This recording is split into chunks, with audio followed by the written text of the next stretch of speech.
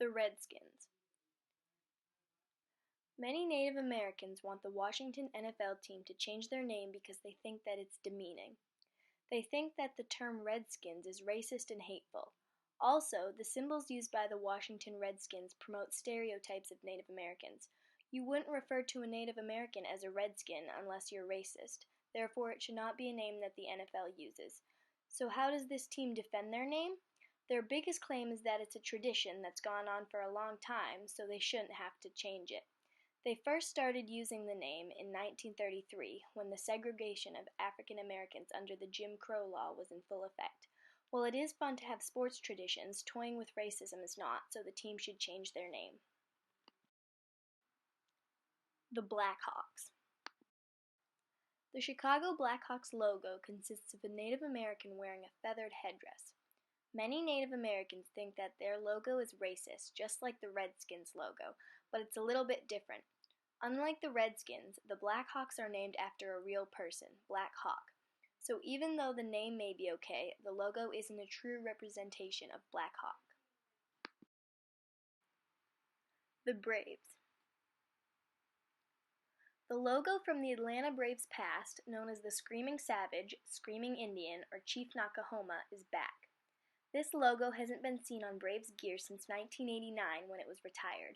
Many Native Americans were happy when the Screaming Savage faced retirement because it was a very offensive caricature. So when the Braves brought him back, many Native Americans had some strong feelings about him. Some long-term Braves fans also had some strong feelings. One journalist said that he missed the Screaming Savage, and many others have similar opinions. But whether or not you're a Braves fan, it's hard not to admit that the Screaming Savage is a stereotypical characterization of an entire race of people. The Indians. And last but not least, the Indians. Everybody's been talking about the Indians lately, because they were in the World Series and all. But what people haven't been talking too much about lately is the racism associated with the Indians' logo, Chief Wahoo.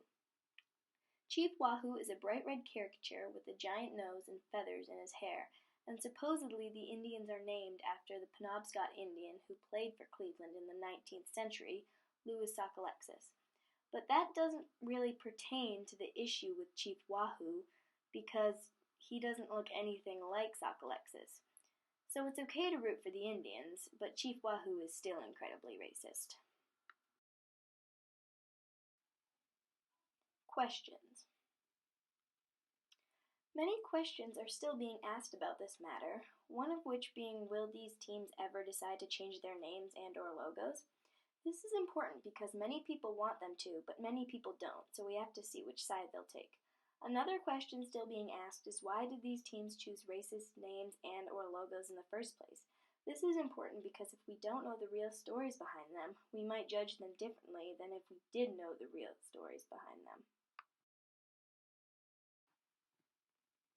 Conclusion.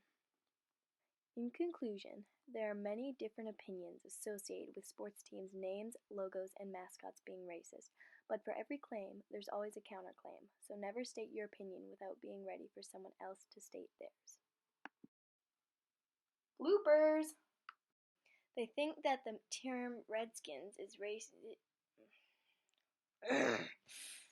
Many Native Americans, wait, what? Because they think that it's no. So even though the name may be okay, the logo isn't a true representation of black. Chief Wahoo is a bright red. But that doesn't really pertain to the issue with Chief Wahoo because he doesn't look. Sources.